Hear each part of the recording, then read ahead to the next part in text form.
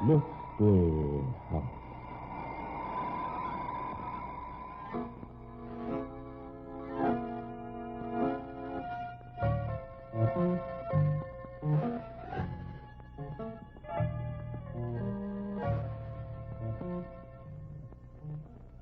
Mystery House. That strange publishing firm owned by Dan and Barbara Glenn, where each new novel is acted out by the Mystery House staff before it is accepted for publication. Mystery House.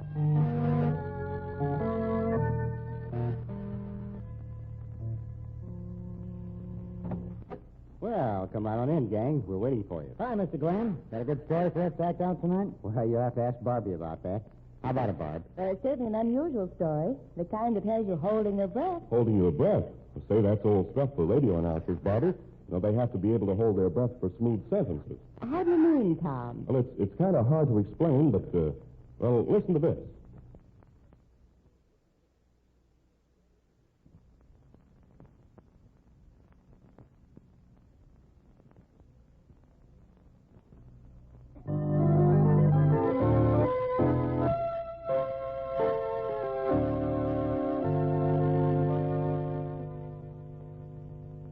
Okay, places, everybody. Except the scene, Tom. Danger. Man at bay. Tonight's story opens in the living room of a pleasant home. Walt Marvin has just come in and talks to his sister. Lock it, Molly. But, Walt, what are you doing here? You read the papers, didn't you? They're after me. They'll come here the first thing. You're right to come here. You'll get me into trouble. Trouble? You don't know what trouble is. On the radio, they said the police had been instructed to kill you on sight. Oh, they did, huh? Walt, you can't stay here. You've got to get out. You don't say so. Walt, listen to me. Frank and I have our reputations to worry about. That's too bad about you and Frank. You've done nothing but get into trouble ever since you were a kid. You've disgraced the whole family. I remember how Mom... Shut up. This is no time to talk about Mom. Where can I hide? I don't know. Oh, so it's going to be like that, huh? You killed a man. You shot him in cold blood. Yeah? But please say you killed him. They know. They're smart guys, aren't they? Well, if you hadn't killed him, you wouldn't be running away. You've never had the cops chase you, have you? You've taken care of that for the whole family. I'm going to get thrown in a minute, Molly. If a guy's own sister can't give him a break, I don't know who can. I've got my own life to live, Walt. It's been bad enough people knowing you were my brother. All the trouble you've been in. I've never been in any real trouble before, sis. This is it, the works. Get the stars out of your eyes and get this straight. This is the showdown. It's me or the cops. You should have thought of that when you killed that man. Joey Day? Don't shed any tears over him. He's lucky he didn't get it sooner, lousy little rat. Well, you killed him. Listen, what difference does it make whether I killed him or not? The cops say I did. They're after me. They got their guns loaded and they're all set for a little marksmanship practice. You say I'm a killer. You are. Well, unless you give me some help, you're a killer, too. I'm your brother, ain't I? You're the only person in the whole lousy world I can ask to give me a break. But Frank doesn't like you. If we'd get into trouble by helping you, Oh, Walt, it would be terrible for me. Don't worry about that, bum. You've no right to call Frank a bum. He's done a lot better than you have. He isn't hiding from the police. Cut it out. I don't even like to hear you talk about that guy. I've given you money. I've lied for you. I've got you out of jams. And now I have to think about myself. Think about yourself tomorrow. Tonight, think about me. Oh, just this once, Molly. It'll be the last time I'll be honest. Honest? You couldn't be honest if your life depended on it. Oh, look, kid. Remember how I bought you a doll on your 10th birthday? You never had one and... You stole the money to get it? Well, what if I did? That's without any of the things other kids had. Brought up on charity, supposed to be grateful for the scraps people threw us. The point is, I took chances for you. I've always taken chances for you. You never learned to live honestly. I didn't have to be a crook just because we were poor. I've gotten along all right. I have a nice home. I'm happy. Molly, for the love of heaven, cut it out. As soon as those dumb flatfeet get to thinking they're going to come here. Frank will just love that. The whole neighborhood... The neighborhood ain't on the verge of getting filled with lead, is it? It's too late. They're coming here. Go outside. Beat it. Get out of here. What are you going to do? I'm going to shoot it out with them. If there aren't more than 4, I might have a chance. Walt, you can't murder any more people. They'll kill you short. Listen, go on, Mr. Commander. I'll have Frank get you a good lawyer. If you didn't kill that Joey Day, I'll see you that you... still believe in fairy tales, don't you? Listen, I could walk out of here with my hands over my head and they'd still plug me. They're after me. Look, they're getting out of the car now, up at the corner. Smash that pig bank on the mantel. Quick, smash it. I don't need money. What I need Smash it. But all right, I'll do it myself. I told you I don't need money. Now, take it quick. Put it in your pocket. Now, hit me on the head with your gun. Hurry up. What? Do as I say. There's a big cedar chest with a couple of blankets in it in my bedroom. After you've hit me, get in and close it. I think I can take care of the police and Frank, too. Do as I say. Hit me. I couldn't hit you, Molly. Oh, no, it's no Walk into use. that fool. Hit me on the head hard. You've got to do it. Close your eyes. I don't. Hurry to the head. All right.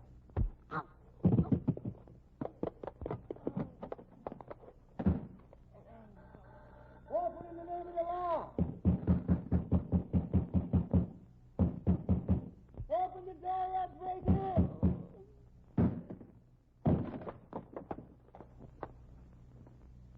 Great suffering.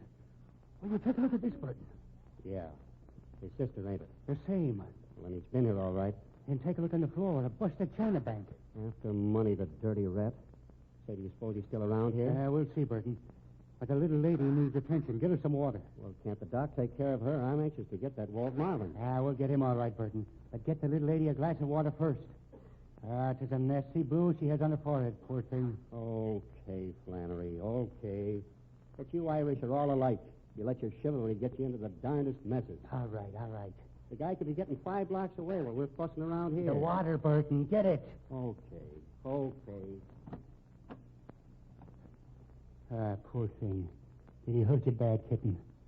Must be pretty grim to have a louse like that for a brother. Can't even be decent with his own sister. And her a pretty lass like you. Here's the water. Now hurry it up. A bit on the forehead and the rest in your mouth. That's the girl. You see? She's coming to already. There now. You'll be all right. We'll have a doctor here in no time at all. He's gone, isn't he? We'll take care of him all right. Now tell us, what happened? Oh, he came in there with a gun in his hand. He wanted money. He threatened me. What do you want the dough for, did he say? Yes, he said he had to get to Texas tonight. He was in trouble and had to get out of town. He wasn't lying about that. I told him I didn't have any money. He saw the little China pig bank on the mantel and grabbed for it, and I tried to stop him. He screamed at me, I got to get out of town. I reached out for the bank, and that's all I remember. You think he left here then? We better not come back. He knows what's good for him. I don't blame you for feeling that way, hitting his own sister like that. Well, he's no relative of mine. Not after that. You sure you ain't hiding him somewhere? Me? Listen, he's the only crook in our family. How long ago was this? Well, I don't know. Frank, that's my husband, called and said he had to work late. He said he'd be home in about an hour. Then Walt came in right after that. You don't know what time it was, huh? No, I didn't look at my watch. Thank goodness you're home. Molly, Oh, police, huh? Molly, don't tell me that brother of yours has been here. That he has, Mr. Gorman. Why, you've been hurt, darling. I'll get that bum and I'll whip him within an inch of his life. Now, Mr. Gorman, the police will take care of that in fine shape. You got home when you expected, did you? Well, yes, of course. Why? And that means our little pigeon's got near an hour's head start on us. We got to find out when the train's leaving for Texas or that general vicinity. And maybe that was a trick. We'll find out when there's trains leaving for any place at all. You're sure he isn't here? No, we ain't looked yet. We better take a look around. But Frank, dear, he wouldn't... You better be sure now, darling. If he'll like him, I'm not anxious for any more trouble. Let's give the place a once-over. That's a good idea. Burton, you run along back to the station and get reinforcements for covering the railroad and bus station. Okay. And I'll send another squad car out to pick you up. Okay. Well, let's get busy. I'll take the clothes closet. Mr. Gorman, if you look out in the kitchen. Right.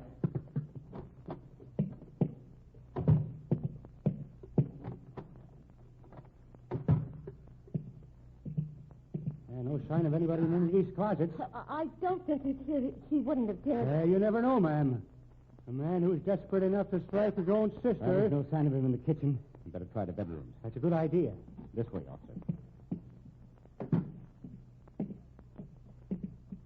But wouldn't it be silly for him to hide in the bedrooms there? There's no way of getting out of the house from them without going down this hall. Well, he doesn't have the mentality to figure out a thing like that. There are 2 bedrooms, officer. Let's try this one first. You look under the bed. I'll take a peek in the clothes closet. Right. Not in there, that's sure. Say, I wonder now. I wonder if a man could squeeze into that sailor chest. I hate to have you look in that office, Miss Flannery. It's sort of a catch-all, and I'm afraid it's not very tidy. Oh, don't mind me. I'll just take a quick look. No, nothing there, officer. Except a rather untidy bunch of blankets. I'm sorry, dear. I'll get them straightened up tomorrow. Well, that leaves one bedroom. Let's see it. Yeah, this way.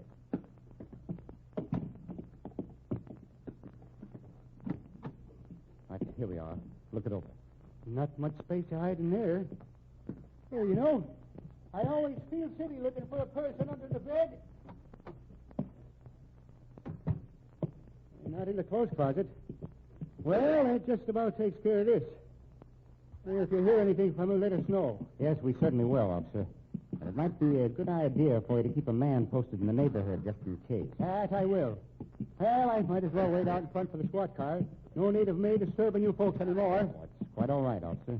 Well, so long. Goodbye. Well, that's sad. You can't imagine how frightened I was when Walt came in and hit me over the head. You can quit acting now, Molly. What? I saw that bump on your forehead. I thought perhaps you actually had refused to give that bum any help. And I looked in the cedar chest. I knew it was all an act, Molly. You saw him? Of course I saw him. Well, then what? Why didn't I say anything? You think you can trust that crook? He'd have told the police the whole story. You'd have been thrown into jail right along with him. You hiding a fugitive, a murderer. I didn't want to help him, Frank. Honest, I didn't. I had to. He hasn't the decency of a skunk. As you ride in this with him now, Molly. Well, it was my fault. You'll have to call the police and say that he came back. But he wouldn't stay. I have a gun, dear. When I heard what had happened, I knew just about what to expect. He isn't going to get away. No? Walt! I wouldn't reach for that gun if I were you, Frank. There's nothing I'd enjoy any more than putting a bullet right through your head. And don't think that I have anything to lose.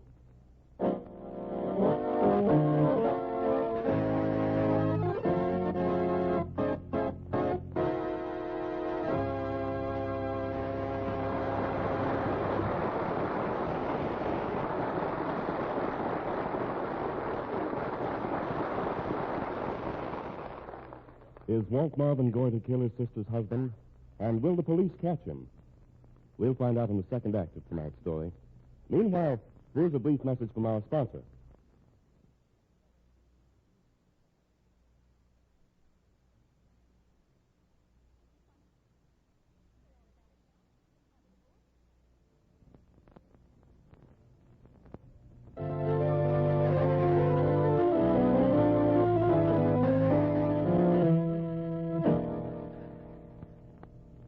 And now, Act 2 of Danger, Man at Bay. The scene is the living room of the Frank Gorman home. Frank and his wife, Molly, are seated in two easy chairs, and a third voice comes from behind the piano. Keep all the lights on and the curtains up. Let everybody see that you're sitting in your living room. Well, if you had the nerve to come out from behind that piano and fight it out like a man. You're a great one to talk about fighting like a man, you yellow pup. Going to turn me into the cops without giving me a chance. I've thought it all over, Walt. I'm going to give you enough money to clear out. Get out of the country. You're a fast, darling. Cut it. You must think I'm an awful sap, Frank. I'll give you $1,000 cash. You can ride a long way on the trains for that. You'd sure like to see me try it, wouldn't you? You know that dicks are lined up all over the railroad station. Don't you think you owe Molly a little something? I didn't expect you to show me any consideration, but after all, she's entitled to live a respectable life. Yeah, I guess she is at that, Frank. And she can be mighty proud of you, can't she? Everywhere she goes, people are going to be whispering, that's Molly Gorman. Her brother, Walt Marvin. You remember? The killer. Tough, huh? I guess it's asking too much to expect you to see it. You can't stay behind that piano forever, Walt. And the police are going to be watching this place day after day. And sooner or later, they're going to get you. Once they decide you haven't left town on one of the trains, they'll really concentrate here. And that's going to embarrass you, ain't it? I shouldn't have said that. Embarrassing me seems to make you very happy. You know what I think I hate most about you, Frank? You came from the right side of the tracks. You had the chance to be quite a guy. And you're the lousiest heel I know. No. I wonder. Answer the doorbell. And no funny stuff.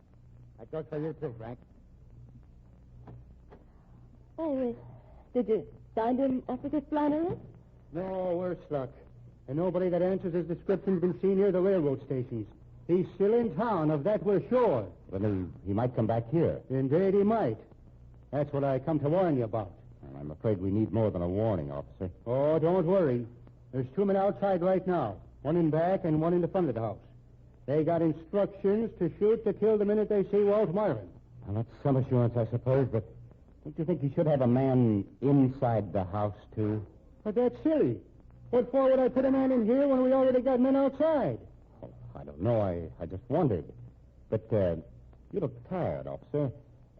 Molly, why don't you play some music for us? Oh, I don't feel like playing, Frank. Oh, come now, darling. I'm sure Officer Flannery would love to hear some good, lively Irish music. You know, that's one thing about the Marvins, Flannery. They all love the piano. They say most of the Irish is musical. Myself, I never could distinguish a harmonica from a zither. Oh, you don't know anything about pianos, then? Not a thing. That's too bad. I've been wanting someone who knows about them to examine ours. Officer Flannery, tell me, who is this Joey Berry that my brother's supposed to have killed? Well, ma'am, exactly what he is hard to say. But we think he's a hijacker, and we got evidence enough to satisfy us that was his business now that he's gone.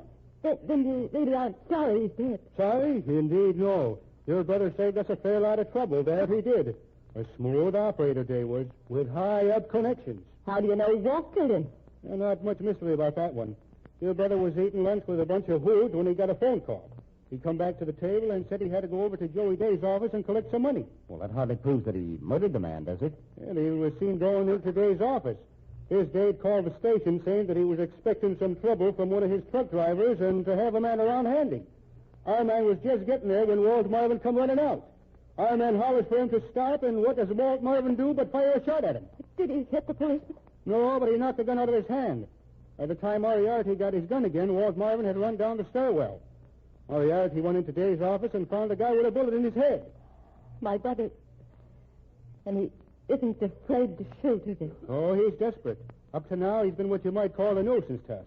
Petty rackets, more bothers than anything else. But you see, ma'am, he gets cornered with a big rap against him. From now on, he's got nothing to lose. I see. He hasn't a chance in the world. We got his fingerprints. He's in our file complete. He's a marked man. But you haven't found him yet. So what if we don't get him for a couple of days? None of his hoodlum friends dares do anything for him. He's too hot. Flannery, look out! Too late, Frank. But thanks for trying to tip him off anyway. Where's Marvin? Hey, listen, Marvin. Pull down the shades, Molly, so I can come out into the room. Hurry up or I'll shoot. All right. So, you was here all the time. Why, you fool, what did you think I asked you about putting a man inside the house? Why do you think I kept talking about the piano? You mean you wasn't hiding him? Hiding him? You idiot. He was back there with a gun on us. The same gun I have on you, Flannery. Is your sidekick around? Burton, he's back at the station. All right. I want you to call him. Tell him to bring the squad car after you. No, I feel the barrel of this gun against your head, Flannery. You won't feel it long unless you make that call. What do you want? You won't get away with this. I kind of think I will, Flannery. Now make that call. And don't try any tricks.